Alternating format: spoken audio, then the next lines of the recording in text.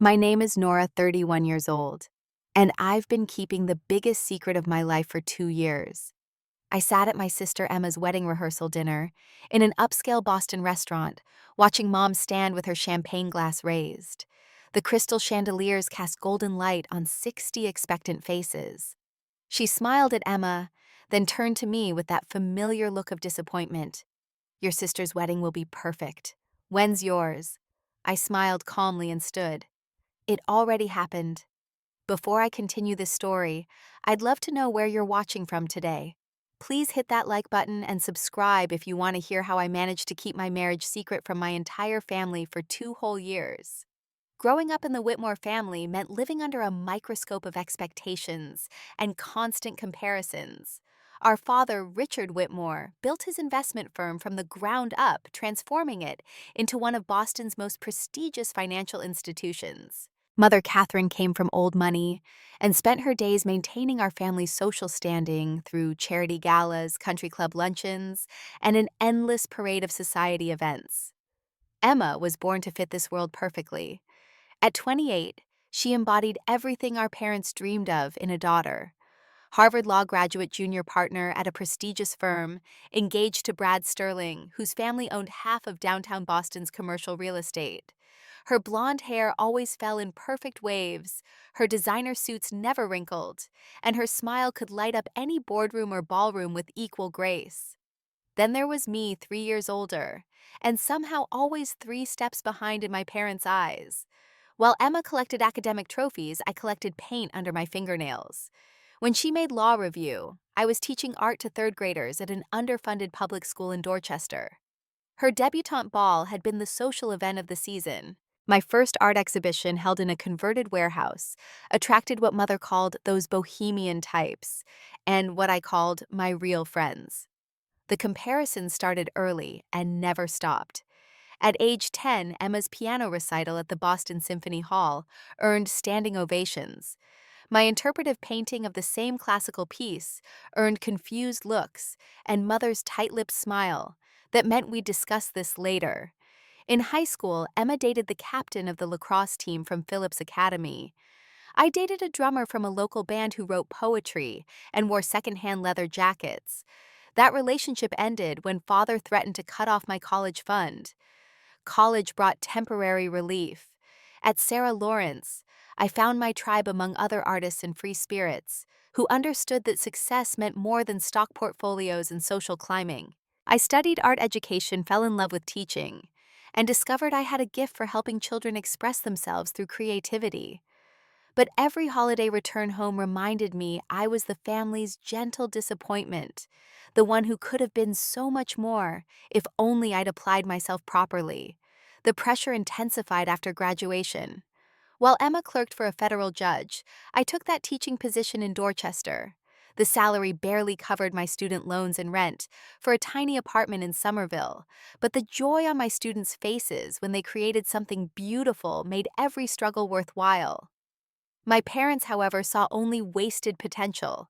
Every family dinner became an interrogation about my 5-year plan, my retirement savings, my complete lack of ambition to climb any ladder they recognized. The marriage pressure started when I turned 25. Subtle at first, just mentions of friends' daughters, getting engaged, articles left on my childhood bed, about fertility declining after 30. By 28, subtlety died. Mother started inviting eligible bachelors to dinner without warning. Father began every conversation with updates on successful young men at his firm who happened to be single. Emma, still in law school, then would joke that at least she wouldn't be the spinster sister, though we both knew she'd never face that fate. 3 months before that rehearsal dinner, my parents reached peak desperation. They ambushed me with Harrison Blackwood, son of Father's biggest client, during what I thought would be a quiet family dinner. Harrison was everything they wanted for me.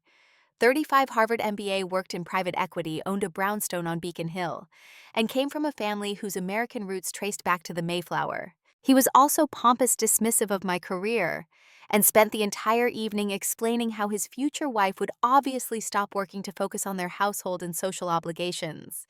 I excused myself during dessert, claiming sudden nausea, which wasn't entirely false. That night, driving back to my real life, I thought about the secret I'd been carrying for almost 2 years. Marcus, my husband, the man my family knew nothing about because I'd learned long ago that some treasures need protection from those who would never understand their value. I met Marcus 4 years ago at an underground art gallery in Brooklyn. I'd gone there during a school break escaping Boston to attend a friend's exhibition opening. The gallery occupied a former factory, its exposed brick walls and industrial fixtures, transformed into an intimate space where art lived and breathed without pretense. I stood studying a sculpture that seemed to capture movement in metal, when a voice beside me said, "It reminds me of trying to hold water, beautiful but impossible." I turned to find a man whose presence immediately challenged every expectation I'd been raised with. Mixed race with warm brown eyes that held both intelligence and kindness, dressed in jeans and a simple black sweater that probably cost less than mother's lunch budget. Marcus didn't look like anyone from my parents' world, and that was exactly why I found myself drawn to him. We talked for 3 hours that night about art, about teaching about his work in technology startups, about growing up in foster care, and building his own definition of success. He listened to me, really listened, not the polite nodding my parents' friends performed while waiting for their turn to speak. When I explained my teaching philosophy, how I believed every child had an artist inside waiting to be discovered, his eyes lit up with genuine interest. He asked questions that showed he understood the importance of what I did, never once suggesting I was wasting my potential or settling for less. Our early dating required CIA-level deception, weekend teacher conferences that were really trips to see him in New York, gallery openings I attended alone, while he stood across the room pretending to be a stranger, but catching my eye with private smiles. Phone calls late at night after I'd checked my apartment for any surprise parental visits. We created entire separate social media accounts, ones my family would never find where we could exist as ourselves. Marcus grew up in the foster system, moving between homes throughout Chicago, until aging out at 18. Instead of becoming another statistic, he taught himself to code, worked 3 jobs to pay for community college, then transferred to MIT on a full scholarship. By the time we met, he'd already sold 1 startup and was building another living comfortably, but simply more interested in creating than accumulating. Our differences would have mattered to my family, but to us, they were strengths. He understood rejection and judgment, knew what it meant to be deemed not enough by people who never looked deeper than surface circumstances. I understood the exhaustion of performing expectations, the weight of conditional love, the loneliness of being surrounded by people who only saw what they wanted you to be. 2 years into our relationship, he proposed in his Brooklyn apartment during a thunderstorm that knocked out the power. We sat on his living room floor eating Chinese takeout by candlelight when he said quietly, "I know your family will never approve of me. I know choosing me means choosing a harder path, but I promise to love you without conditions to see you, without filters to support your dreams, even when I don't understand them. Will you marry me?" The ring was simple, a vintage piece from an estate sale, nothing like the 3-carat diamonds Emma's friends flashed on Instagram. It was perfect. I said yes without hesitation, without thinking about the consequences, without considering anything except the certainty that this man was my home in ways my actual home had never been. We decided to elope 2 weeks after the proposal. The decision came during another family dinner, where Mother spent an hour describing her friend's daughter's wedding at the Four Seasons, dropping hints about venues with availability next summer. Father mentioned his golf partner's son again, the one at Goldman Sachs, who'd recently asked about me. Emma, newly engaged herself, gushed about wedding planning while giving me pitying looks. That night, I called Marcus from my car still parked in my parents' driveway. "I can't do this anymore," I said. "I can't pretend we don't exist while they plan a life for me that I don't want." "Then let's stop pretending," he replied. "Let's get married. Just us. No drama, no judgment, no performance. Just us choosing each other." The courthouse wedding happened on a Tuesday afternoon in Brooklyn.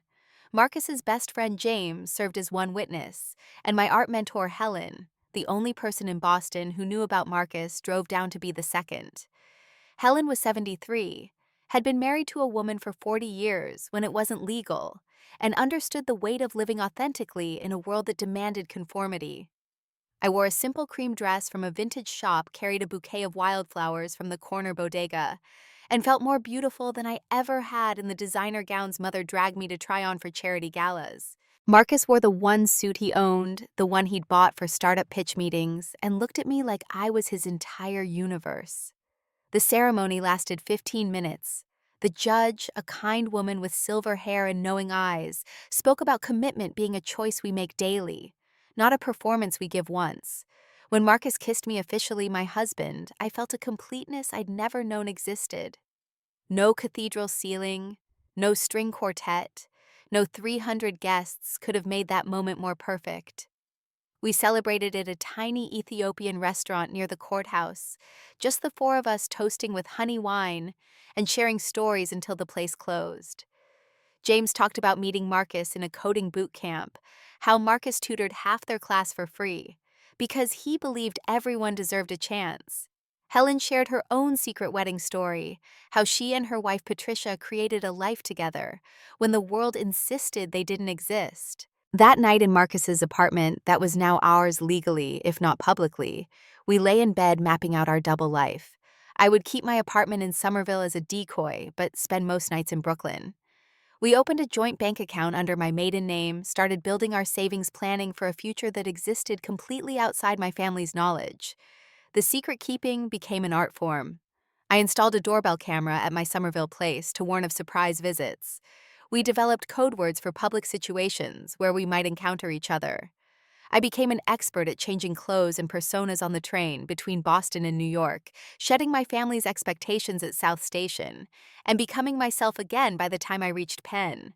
Marcus attended my art shows under the name Michael Stevens, a tech investor interested in emerging artists. We stood apart at openings, him asking professional questions about my work, while our wedding rings stayed hidden on chains beneath our clothes. Once at a particularly pretentious gallery event, he caught my eye while some collector pontificated about the derivative nature of contemporary education-focused art, and his subtle eye roll nearly made me laugh out loud and blow our cover.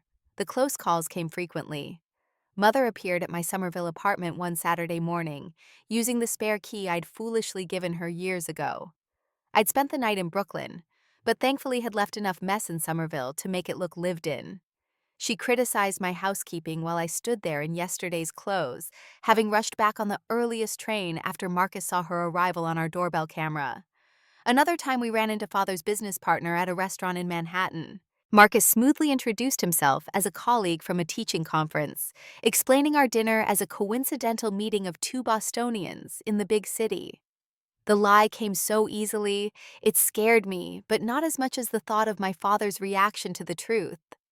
Emma almost discovered everything during one of her wedding planning meltdowns. She'd appeared at my door at midnight, drunk on wine and anxiety about seating charts and color schemes. As she cried about the pressure of planning the perfect wedding, I held her and almost confessed everything. Almost told her about my quiet courthouse ceremony, about the man who loved me without requiring me to transform into someone else.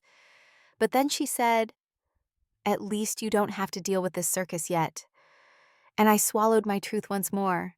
The weight of secrets manifested physically. I lost 10 pounds I couldn't afford to lose. Insomnia became my companion, my mind racing through potential discovery scenarios and excuse strategies.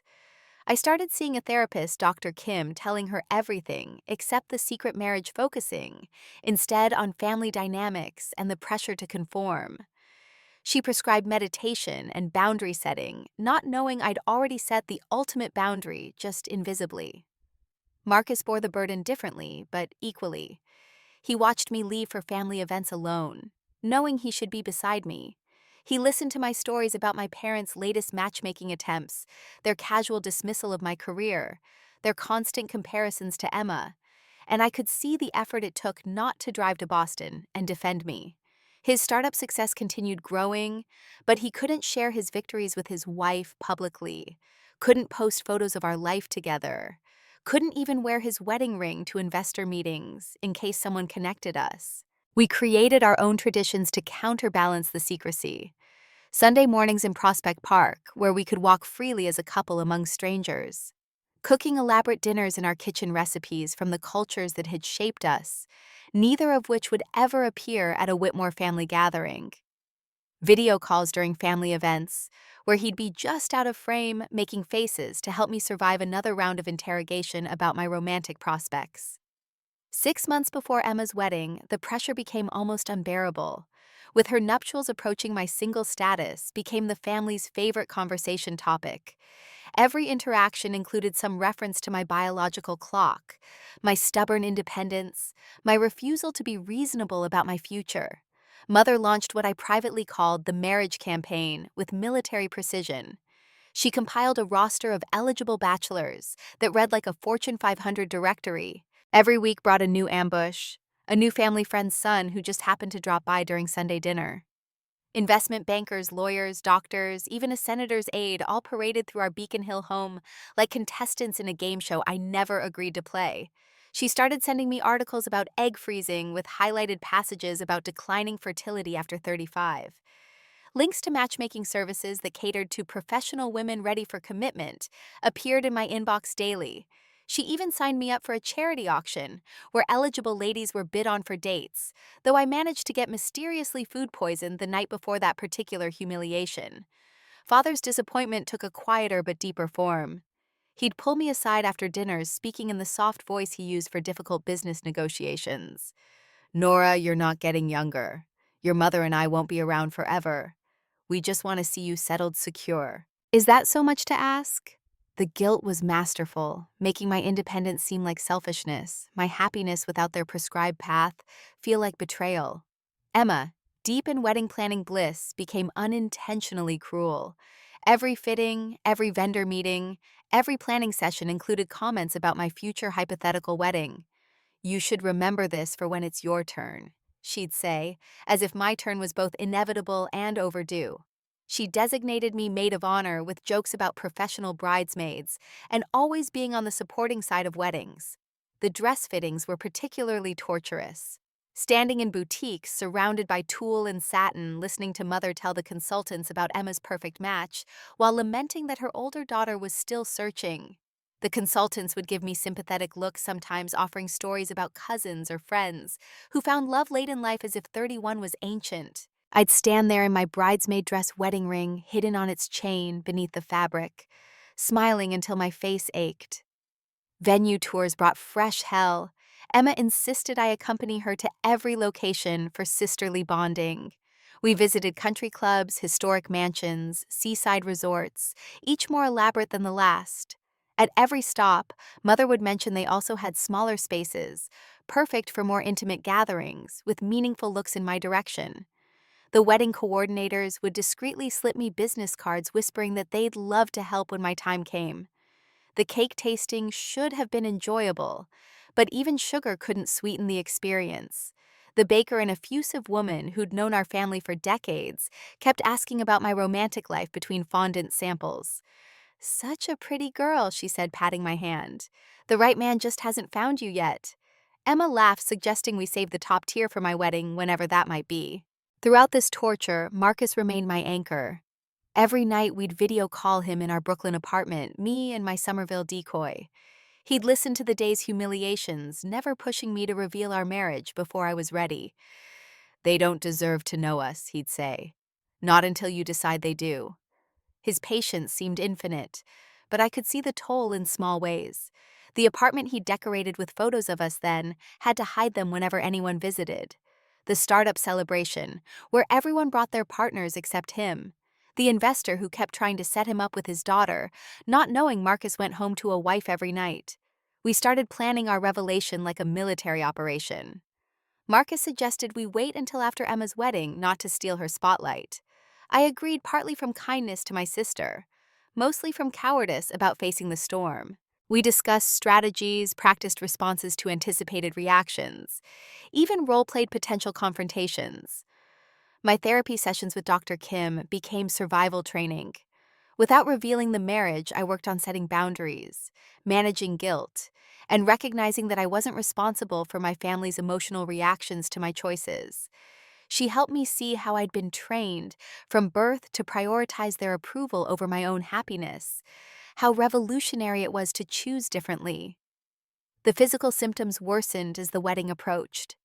Stress hives appeared on my neck, carefully hidden with makeup and scarves. I developed a twitch in my left eye that activated whenever Mother mentioned grandchildren. Weight continued dropping until Marcus started sending prepared meals to my Somerville apartment, knowing I'd forget to eat otherwise. 2 weeks before the wedding, I nearly broke. Mother had arranged another ambush date this time with a federal judge's son, who spent 3 hours explaining why teachers were responsible for America's decline, while simultaneously expecting me to be grateful for his attention. When he suggested I could do something meaningful with my life by supporting his political ambitions, I excused myself to the bathroom and called Marcus from a toilet stall sobbing. "Come home," he said simply. "Right now. Just come home." I made excuses about sudden illness, fled the restaurant, and drove straight to Brooklyn. Marcus met me at the door with tea and silence, letting me cry out months of accumulated frustration.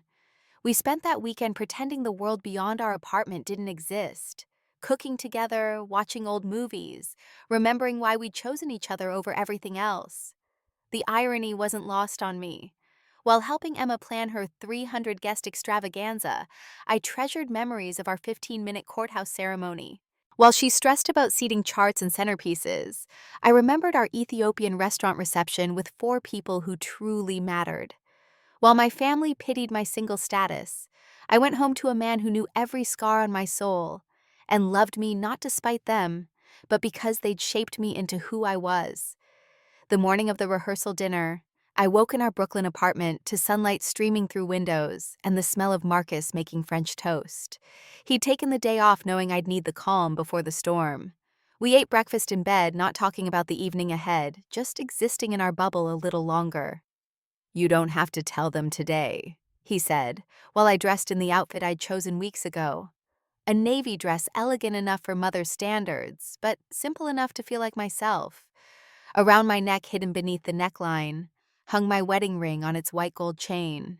"I know," I replied, adjusting the chain so the ring rested against my heart. "But I'm tired of being their problem to solve. Maybe it's time they learned I already solved myself." He kissed me goodbye at our door, both of us knowing that whatever happened that night, our life together would change. Either I'd finally stand up to my family, or I'd continue the charade. But the weight of decision sat heavy between us. The drive to Boston felt like traveling between worlds. With each mile, I felt myself shifting, preparing for performance, arranging my face into acceptable expressions. I parked at the venue, a private dining room at the Ritz-Carlton, and sat in my car for 5 minutes, gathering courage. The space screamed Whitmore family values. Crystal chandeliers cast warm light on cream walls, decorated with original paintings. 60 place settings of china and sterling silver gleamed on tables dressed in Italian linens. Orchids imported from Thailand centered each table, their exotic beauty as controlled and contained as everything in my parents' world. The guest list read like a social register. Extended family from Connecticut and New York, father's business associates, mother's charity board friends, Emma's law school cohort, Brad's family with their old Boston credentials worn like medals. I found my place card at what someone had actually labeled the singles table, despite being the maid of honor.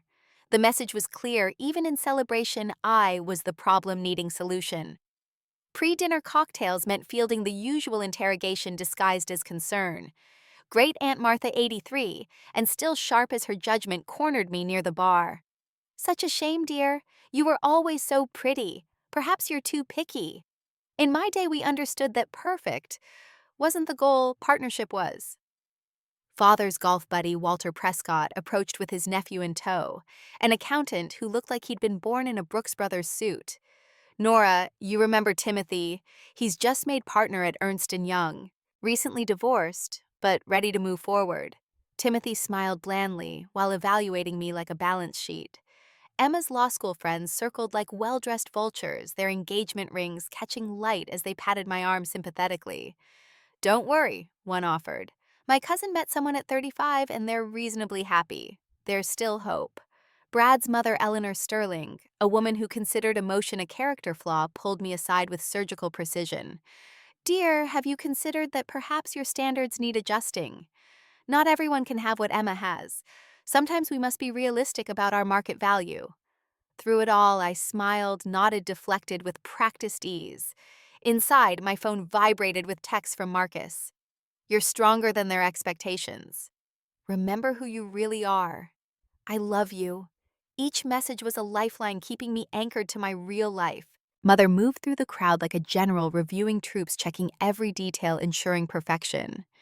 I watched her pause at the podium where she'd give her toast, reviewing note cards she'd probably memorized weeks ago. Her eyes found me across the room, and her expression shifted to that familiar look of loving disappointment, the one that said I was both her daughter and her failure. The call to dinner came precisely at 7, because Whitmore events ran on schedule. I took my place at the singles table, surrounded by Brad's unmarried fraternity brothers and someone's recently widowed aunt. The conversation revolved around how nice it must be to not have responsibilities, to be free, as if being unmarried meant being untethered to life itself.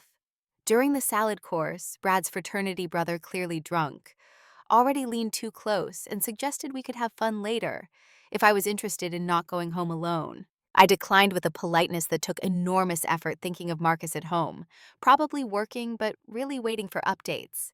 Emma glowed at the head table, everything parents dream of in a daughter.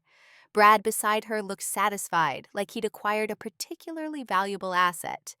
They whispered between courses, the picture of conventional romance, and I wondered if Emma ever felt the weight of perfection, if she ever wanted to scream that she was more than her achievements and appropriate choices. The dinner progressed through courses of precisely prepared food that tasted like nothing. Conversations flowed around me about stock portfolios, vacation homes, which preschools guaranteed Ivy League admission.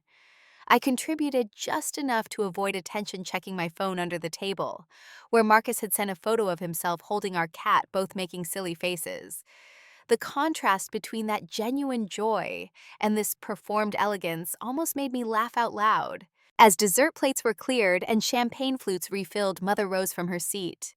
The room quieted immediately, everyone recognizing the command in her presence. She stood at the podium, note cards abandoned, speaking from the heart she rarely showed.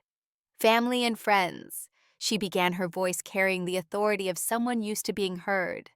Tonight, we celebrate Emma and Brad, a perfect match, a union that represents everything we value: partnership, ambition, shared vision for the future. She continued, praising Emma's achievements, Brad's pedigree, their combined potential to continue traditions and build legacies. Then her eyes found me, and I knew what was coming before she spoke the words that would change everything. Mother's speech flowed with practiced eloquence, each word carefully chosen to paint Emma and Brad as the golden couple they appeared to be. She spoke of Emma's determination from childhood, how she'd always known exactly what she wanted, and pursued it with admirable focus. Brad received equal praise for his business acumen, his family's sterling reputation, his prospects for providing the life Emma deserved. Some people, Mother continued, her gaze settling on me with laser precision, are simply blessed with the ability to recognize their perfect match when they find them. Emma has always possessed this clarity, this understanding of what partnership should be. She paused, letting the words hang in the air like a challenge. The room hummed with approval, gentle applause for the happy couple. I watched Emma beam under the attention, Brad's arm possessively around her shoulders. They looked like a magazine advertisement for successful young professionals. Everything in its right place. No messy edges or uncomfortable truths.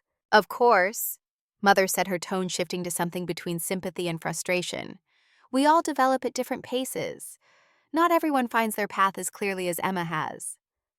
She wasn't looking at me anymore, but everyone else was. 60 pairs of eyes swiveled toward the singles table, toward the older sister, who couldn't get her life together. Nora, she said suddenly, the sound of my name cracking like a whip across the elegant space. Your sister's wedding will be perfect. When's yours? The question hung in the air like a challenge, like an accusation, like a final verdict on my failure to meet expectations. The room held its breath, waiting for my response, waiting for me to deflect with humor, to promise I was working on it, to acknowledge my deficiency in the life skills that mattered to them. I felt the weight of every eye, every judgment, every whispered conversation about poor Nora who couldn't find a man. The wedding ring on its chain seemed to burn against my chest, demanding recognition. Marcus's morning words echoed in my mind. "You don't have to tell them today." But suddenly, I knew I did. I stood slowly, deliberately, feeling my spine straighten with each inch. The smile that spread across my face was genuine, perhaps the first real smile I'd worn at a family event in years. The room seemed to lean in, expecting apology or excuse or the usual deflection. Instead, I spoke the words that would shatter their carefully constructed image of me. "It already happened," I said clearly, calmly, watching confusion ripple through the crowd. "2 years ago, actually." The silence that followed was complete, absolute, the kind that makes your ears ring. Mother's champagne glass tilted in her frozen hand, the golden liquid threatening to spill. Father's face began its familiar journey from confusion to anger, the red starting at his neck and climbing steadily. Emma's mouth fell open, her perfect lipstick forming a small O of shock. For 5 seconds, nobody moved. The universe held its breath while 6 dozen minds tried to process information that didn't compute with their understanding of reality.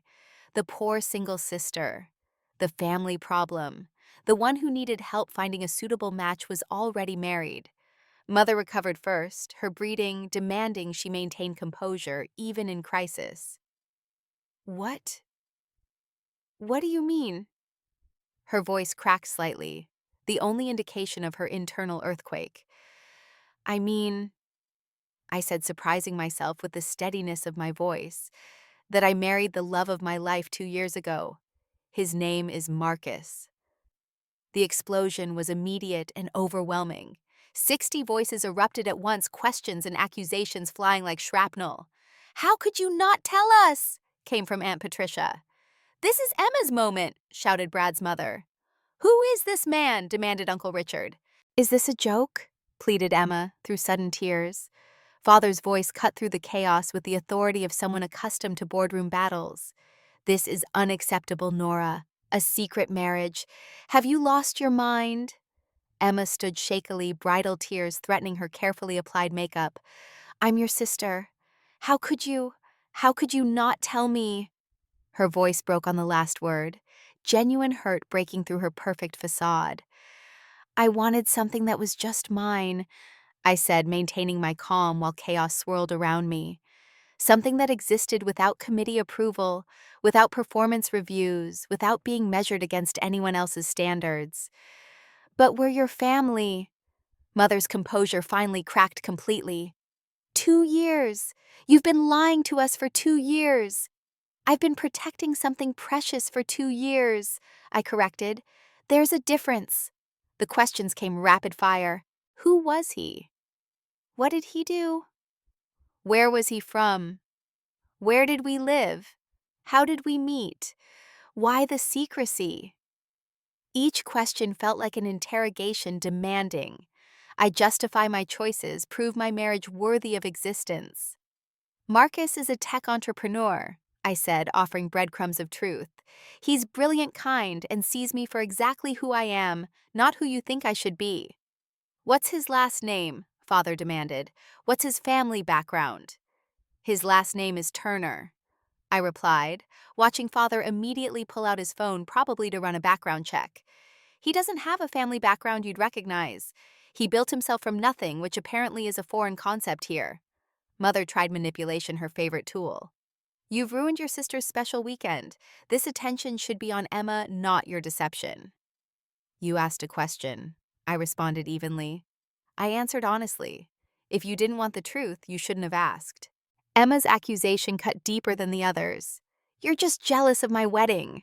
You couldn't stand that I was getting married first, so you had to reveal this now at my rehearsal dinner." The injustice of it sparked my first real anger. Jealous Emma, I had exactly the wedding I wanted. 15 minutes at a courthouse with 2 witnesses who actually knew us, not 300 strangers invited for their social capital. I'm not jealous of your circus. I'm exhausted by it. Father stood his presence commanding even in chaos. "Bring him here, now. If this marriage is real, if this man exists, bring him here immediately." "He's not a dog to be summoned," I shot back. "And I don't need to prove anything to you? The marriage certificate filed with the state of New York is proof enough." Unexpectedly, Cousin Jake stood up from his table. Jake, the black sheep who'd dropped out of Harvard to become a chef, understood being the family disappointment. "Good for you, Nora," he said quietly but firmly. "Good for you for choosing your own happiness." His support triggered a family schism. Some relatives nodded agreement, remembering their own struggles with family expectations. Others rallied to my parents' defense, insisting that family meant transparency, that secrets were betrayal, that I'd violated sacred trust. Brad's mother delivered her judgment with icy precision. "This explains so much. The secrecy, the deception. Clearly you're ashamed of this person, or you would have introduced him properly." "I'm not ashamed of Marcus," I said, feeling my control starting to slip. "I'm protective of him. There's a difference between shame and knowing that some people will never see value in what doesn't come with the right pedigree." Mother played her ultimate card, the guilt that had controlled me for 31 years. "All those times we tried to help you to introduce you to suitable men, and you were already married. You made fools of us, Nora. You let us worry and plan and hope for you knowing it was all meaningless." "Your worry was about your image, not my happiness," I responded. "Your plans were about what you wanted, not what I needed. Your hope was that I'd become someone else, someone easier to brag about at charity luncheons." Emma's bridal meltdown reached its peak. "You're trying to overshadow my wedding. This is supposed to be my time, my celebration, and you've made it all about you and your secret husband." The absurdity of it all suddenly struck me. "Emma, you have a 300-person wedding tomorrow at the Four Seasons. You have a $10,000 dress, a honeymoon in Bora Bora, and a marriage that everyone approves of. How exactly is my 2-year-old courthouse wedding overshadowing anything?" Father issued his ultimatum, the threat he'd held over me my entire life. "If you leave now, if you walk out of this family event to go to this stranger, you call a husband, don't come back. You're choosing him over your family." I looked around the room at faces twisted with anger, confusion, and judgment. These people who claimed to love me but only when I performed correctly. Who worried about my single status but never asked if I was happy. Who planned my life without ever asking what I wanted from it. "I'm not choosing him over my family," I said, gathering my purse and wrap. "I'm choosing myself over your expectations. There's a difference, though. I don't expect you to understand it." I walked toward the door, my heels clicking against marble floors in the silence that had fallen. Behind me, I heard the chaos erupting again, voices raised in argument about whether I was brave or selfish, whether they should support or condemn me. I didn't care anymore. At the door, I turned back one final time. "I have a husband waiting for me at home," I said to the room at large, but looking directly at my parents. "A real home, where I'm loved for who I am not, despite who I am. That's where I belong." I walked out with my head high, leaving behind the whispers and shouts, the judgment and confusion. In the elevator, my hands finally started shaking, the adrenaline of confrontation catching up with me. But beneath the trembling was something else, something I hadn't felt in years. Freedom. Pure, terrifying, exhilarating freedom. The hotel elevator descended in silence while my phone exploded with messages. I didn't read them, couldn't process them yet. The doors opened to the lobby, and there, leaning against a pillar like he'd been waiting his whole life for this moment, stood Marcus. "How?" I asked, running into his arms, not caring who saw. "Jake texted me when your mom started her toast," he said, holding me tight. "I broke every speed limit between Brooklyn and Boston. Figured you might need a getaway driver." We walked to his car together, my family's shock still echoing in my ears, but fading with each step beside my husband. He'd brought my comfortable shoes, the ones I kept in his car, knowing my feet would hurt from hours in heels. He'd brought tissues, water, and chocolate, the emergency kit for family encounters. He'd brought himself, which was all I really needed. The drive home to Brooklyn was quiet at first. Marcus let me process his hand on mine while navigating through Boston traffic. Finally, as we crossed into Connecticut, I told him everything. Mother's speech, my revelation, the explosion of accusations and anger, Father's ultimatum. He listened without interrupting, squeezing my hand at the painful parts. "Are you okay?" he asked when I finished. "I think so," I said, surprising myself by meaning it. "It's strange. I thought I'd feel guilty or sad, but mostly I just feel relieved. Like I've been holding my breath for 2 years and can finally exhale." You were magnificent, he said. Jake sent me videos. You stood there calm and dignified while they lost their minds. I'm so proud of you. We reached home near midnight, our Brooklyn apartment welcoming us with familiar warmth. The contrast to the Ritz-Carlton's cold elegance was stark. Our mismatched furniture collected from street corners and thrift stores' walls covered in my paintings and photos of our actual life. The kitchen that smelled like the spices from Marcus's experimental cooking. This was real. This was ours. The next morning, I woke to find Marcus had turned off my phone after it died from notification overload. He'd charged it, but left it off, giving me the choice of when to face the aftermath. We spent the morning in our bubble making breakfast together, dancing badly to old soul music in our kitchen, remembering why we'd chosen this life over any other possibility. By afternoon, curiosity won. I turned on my phone to find 137 missed calls, 200 text messages, and 53 emails. I scrolled through them, Marcus beside me, sorting them into categories. The angry ones came from my parents' Brad's family and the older generation of Whitmores, who considered my deception a personal insult. The confused ones came from Emma and her friends, trying to understand how I'd hidden an entire marriage. The supportive ones, surprisingly numerous, came from cousins, younger relatives, and family friends who'd walked similar paths of choosing authenticity over approval. Cousin Jake's message made me cry, "You're my hero." Watching you stand up to them gave me courage to tell them about my boyfriend. Yes, boyfriend. Surprise number 2 for the Whitmore family. Emma had sent 20 messages ranging from fury to hurt to confusion. The last one, sent at 3 in the morning, simply said, "I'm getting married today without my sister. How is that fair?" I felt a pang of guilt, but Marcus reminded me that Emma had made the choice, not me. I'd offered truth. They'd chosen sides. The wedding happened without me, of course. Social media filled with photos of Whitmore perfection, though Jake reported later that my empty spot in the bridesmaid lineup was glaringly obvious. Mother told everyone I was sick food poisoning from the rehearsal dinner, maintaining the facade even in crisis. The real conversation started 2 months later. Father reached out first, his pride wounded, but his curiosity stronger. He wanted to meet Marcus to assess this man who'd stolen his daughter. We met for coffee in neutral territory, a cafe in Cambridge. Marcus came as himself, no performance, no attempt to impress. He spoke about his business, his values, his love for me with quiet confidence.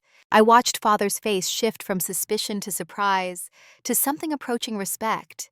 Here was a self-made man who'd built success without inheritance or connections, who spoke 3 languages learned from library books, who'd funded scholarships for foster kids aging out of the system. Not the pedigree Father wanted, but the character he claimed to value. "He really loves you," Father said after Marcus stepped away to take a call. "The way he looks at you talks about you. He really loves you." "And I really love him," I replied. That should have been enough from the beginning. 6 months later, Emma reached out. Her perfect marriage was already showing cracks, Brad more interested in appearances than partnership. She was pregnant, scared, and suddenly understanding that family approval didn't guarantee happiness. We met for tea, awkward at first, but slowly finding our way back to being sisters rather than competitors in our parents' twisted pageant. "I'm sorry," she said eventually. "I was so caught up in my perfect wedding that I couldn't see you'd already found what actually matters." Mother took a full year to make contact. Pride was her skeleton, and admitting error threatened to collapse her entire structure. When she finally called, it was ostensibly about a family heirloom she thought I should have, but really it was about seeing if bridges could be rebuilt. We met at her house when Father was traveling. Marcus came with me holding my hand, while Mother served tea in china cups that cost more than our monthly rent. The conversation was stilted, careful, but when Marcus complimented a painting she'd chosen, her surprise was genuine. They talked about art for an hour, while I watched my mother slowly realize she'd misjudged everything. "I didn't understand," she said as we were leaving. "I thought love meant something specific, looked a certain way. I didn't know it could be quiet and private and still be real." The family slowly, carefully began to include us. Not everyone, of course. Some relatives remained convinced I'd betrayed sacred trust. But enough reached out that we could begin building something new, something based on truth rather than performance. 3 years into our marriage, I stood in our Brooklyn bathroom holding a positive pregnancy test. Marcus found me there crying and laughing simultaneously. We were ready now, stable in our careers, solid in our partnership, surrounded by chosen family who loved us authentically. When we announced the pregnancy to my family at a small dinner, the joy was real but restrained. They'd learned not to assume involvement, not to plan without permission. Mother asked carefully if she could host a baby shower. Father inquired tentatively about setting up a college fund. Emma offered her baby clothes with genuine excitement rather than condescension. They were learning slowly that love didn't require control, that support didn't mean steering, that family could expand to include people who didn't fit the mold. Marcus's foster siblings became aunts and uncles to our child. My artist friends were welcomed at family gatherings. The boundaries between worlds began to blur. Our daughter was born on a Tuesday, the same day of the week we'd married. We named her Helen, after my art mentor who'd witnessed our wedding, who'd taught me that authentic life was the greatest masterpiece anyone could create. Both families came to the hospital awkwardly sharing the waiting room, but united in celebration of new life. Watching my mother hold Helen, seeing her face soften with grandmother love, I realized forgiveness was possible. Not forgetting the scars remained, but forgiveness, the choice to move forward, rather than staying trapped in old pain. Marcus and I had built something beautiful from secrecy and defiance, but now we could let others see it, share it, celebrate it on our terms. The rehearsal dinner revelation became family legend, told differently depending on who narrated. My parents' version emphasized forgiveness and growth. Emma's focused on surprise and sisterly reconciliation. Jake's, my favorite, painted me as a revolutionary who freed multiple family members to live authentically. But my version, the true one, was simpler. It was about a woman who chose love over approval, authenticity over performance, truth over comfort. That night at the Ritz-Carlton wasn't the disaster I'd feared for 2 years. It was my liberation, my declaration of independence, my moment of choosing myself. The perfect wedding isn't always about the dress or the venue or the hundreds of approving guests. Sometimes it's two people at a courthouse on a Tuesday afternoon promising to see each other clearly and love without conditions. Sometimes the perfect marriage is the one you protect until you're strong enough to defend it. Sometimes the perfect family is the one you choose, the one you build, the one that loves you. Not despite your choices, but because your choices made you who you are. Looking back now, I wouldn't change anything. Not the secret years, not the dramatic revelation, not the pain of rejection or the slow work of reconciliation. Every moment led to this life where I wake up next to a man who sees my soul, where our daughter grows up knowing love doesn't require permission, where family means something deeper than shared genes or social standing. That rehearsal dinner question, "When's yours?" was meant to diminish me, to highlight my failure to meet expectations. Instead, it became my moment of triumph, because I could answer honestly. It already happened. I was already living my happily ever after.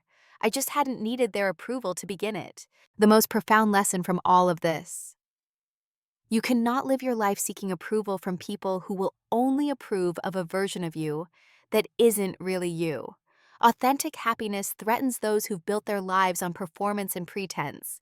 When you choose real love over orchestrated romance, when you choose quiet joy over public spectacle, when you choose your own path over the one mapped out for you, some people will call it betrayal. But it's not. It's freedom.